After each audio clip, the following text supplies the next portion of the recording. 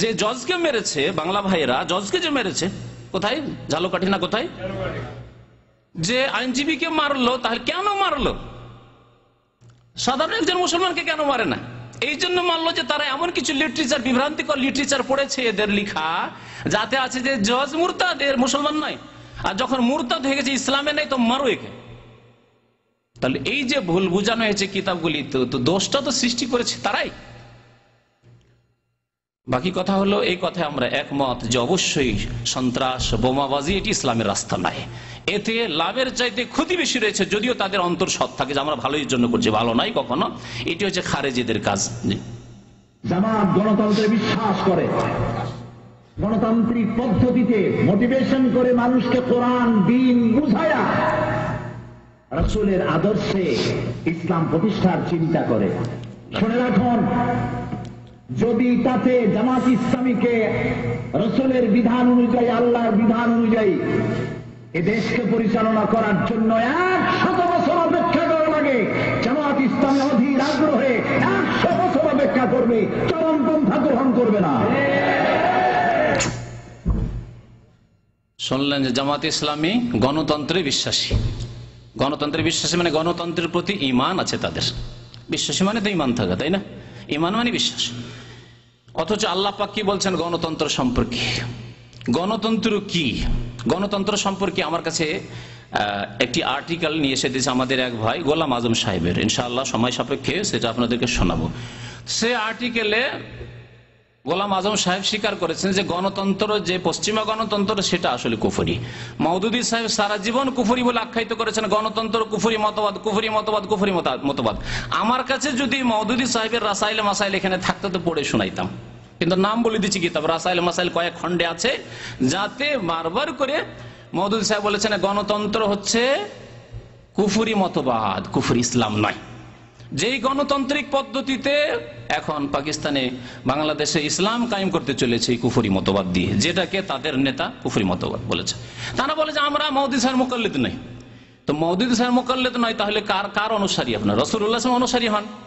আমি তাদেরকে বলবো যে মওদুদী সাহেবের যদি তকলিদ না করেন তো এটা ভালো, প্রশংসার কথা। তাহলে কার তকলিদ করবেন? আবু হানিফা রাহমাতুল্লাহ আলাইহি। আবু হানিফা রাহমাতুল্লাহ গণতন্ত্রের কথা বলেনি, কোথাও নেই। তাহলে আবু হানিফা রাহমাতুল্লাহ আলাইহি বলছেন তারও মুকাল্লিদ নয়, তো কার? কমের পক্ষে আপনি শেষখানেতে ফিরে আসবেন রাসূলুল্লাহ সাল্লাল্লাহু আলাইহি ওয়াসাল্লামের কাছে, যে রাসূলুল্লাহ সাল্লাল্লাহু আলাইহি ওয়াসাল্লাম অনুসরণ করব, কোরআনের অনুসরণ করো। কোরআনে কি বলা হয়েছে? রাসূলুল্লাহ সাল্লাল্লাহু আলাইহি ওয়াসাল্লাম গণতন্ত্র প্রতিষ্ঠা করেছেন, যে সবার হক সমান, সবার ভোটের মূল্য সমান। আমার ভোটের মূল্য যা, শাহিদ সাহেবের ভোটের মূল্য যা, তা হচ্ছে ওই বিশ্বের ভোটের মূল্য, যা হচ্ছে হিন্দু কাফের ভোটের মূল্য, যা হচ্ছে ইহুদি খ্রিস্টানের ভোটের মূল্য, যা হচ্ছে বেনামাজির ভোটের মূল্য, যা খুনি 100টা খুন করেছে তারও ভোটের মূল্য, সন্ত্রাসীর ভোটের মূল্য একই সমান। এটা হচ্ছে ইসলাম, এটার নাম ইসলাম। এই গণতন্ত্র কোথায় আছে? গণতন্ত্র আবিষ্কার করলো এই মতবাদ। গণতন্ত্র সম্পর্কে আব্রাহাম লিঙ্কন, যে আমেরিকার প্রেসিডেন্ট, সে আব্রাহাম লিঙ্কন এই গণতন্ত্র মতবাদ পেশ করলো। তখন তাকে জিজ্ঞাসা করা হয়েছিল, তখন তিনি বলেছিলেন এই গণতন্ত্র সম্পর্কে যে গণতন্ত্র হচ্ছে, কেউ জানেন এই সংজ্ঞা বলতে পারেন? কারো মনে আছে? একটু কেউ নেই? হ্যাঁ বলেন দেখি। জি প্রথম থেকে।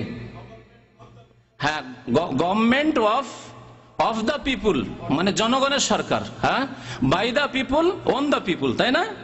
হ্যাঁ, ফর দ্য পিপুল। গভর্নমেন্ট হচ্ছে কার? হুকুমত হচ্ছে কার? হ্যাঁ, জনসাধারণের, পিপুল। আর তৈরি হবে কাদের দ্বারা? বাই দ্য পিপুল, জনসাধারণ দ্বারা তৈরি হবে। আর ফর দ্য পিপুল, জনসাধারণের স্বার্থে হবে।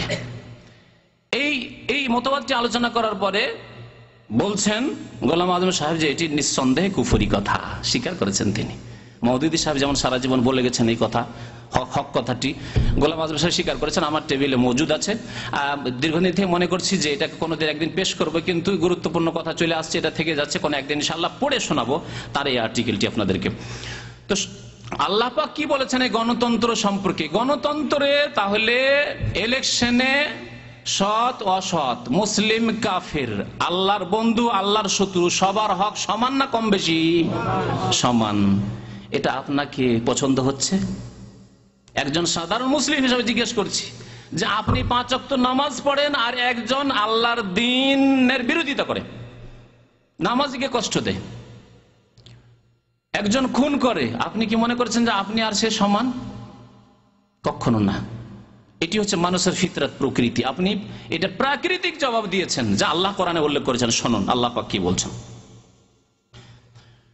আল্লাহ পাক বলছেন সূরা আনআম আয়াত নম্বর 116, ওয়াইন তুতি আকসারা মান ফিল আরদি ইউদিল্লুকা আন সাবিলিল্লাহ, পৃথিবীর অধিকাংশ মানুষের যদি আনুগত্য করো, তাদের কথা শোনো, মানো, তাহলে তারা তোমাদেরকে আল্লাহর রাস্তা থেকে বিভ্রান্ত করে দূরে সরিয়ে দেবে। গণতন্ত্র হচ্ছে কি?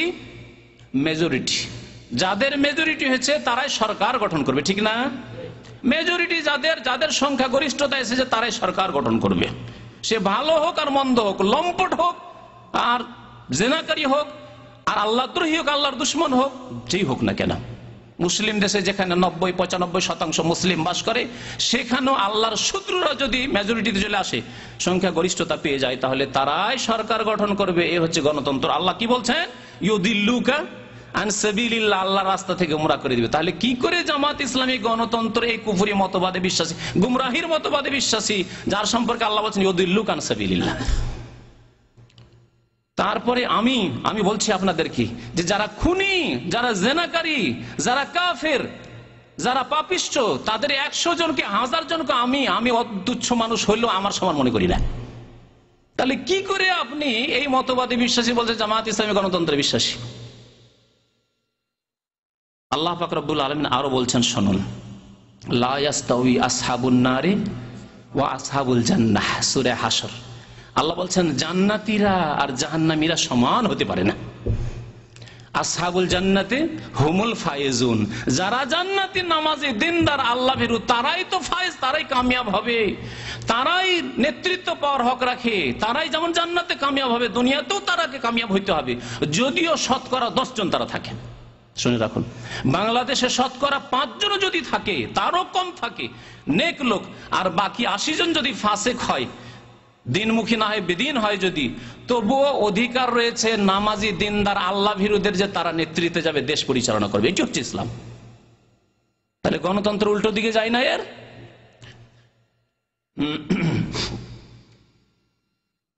বলেন আরো শুনুন কিছু। যাই হোক, তার কথা যে 100 বছর অপেক্ষা করবেন, তাদেরকে শিক্ষা নেওয়া উচিত। বলেছেন যে আমরা যদি গণতান্ত্রিক পদ্ধতি 100 বছরও লাগে অপেক্ষা করব, বাংলাদেশে 100 বছর পরে ইসলাম কায়েম করব। শুনে রাখুন, তার জীবদ্দশায় তিনি দেখে নিয়েছেন তুরস্কে গণতান্ত্রিক পদ্ধতিতে ইসলামিক দলটি এসেছিল, আসার পরে ফেলিওর হয়ে চলে গেছে, ধাক্কা খেয়ে একদিক থেকে আরেক দিকে ধাক্কা দিয়ে উড়িয়ে দিয়েছে তাদেরকে।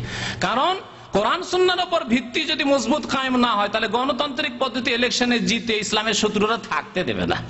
এইরকমই আলজেরিয়া, দুইটি যদি এই ঘটনা থেকে, ইতিহাস থেকে শিক্ষা না নেই, তা আর কত শিক্ষার প্রয়োজন রয়েছে।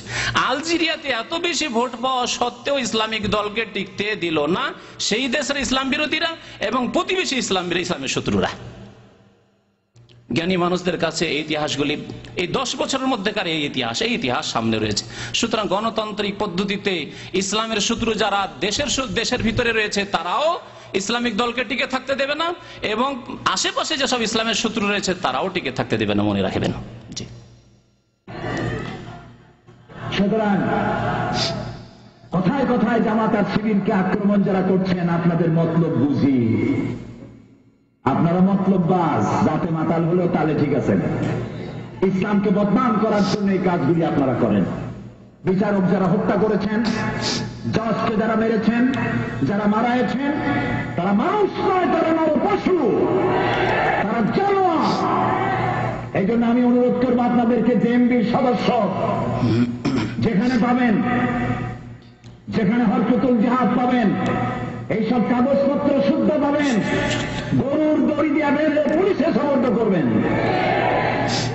আমি আবারও বলি, গতকালের মতো এই যে রাস্তায় রাস্তায় যারা দেওয়ালে দেওয়ালে থাকেন, ঢাকা শহরে, বগুড়ায় আছে কিনা আমি জানি না, খালি হারাম হারাম হারাম, কি এর একটা বাইয়ে না বুঝি টুঝি না, কি এটা কোন কলা কচুর নাম, এই নাম দিয়ে গণতন্ত্র হারাম, পার্লামেন্ট হারাম, নির্বাচন হারাম, লং মার্চ হারাম।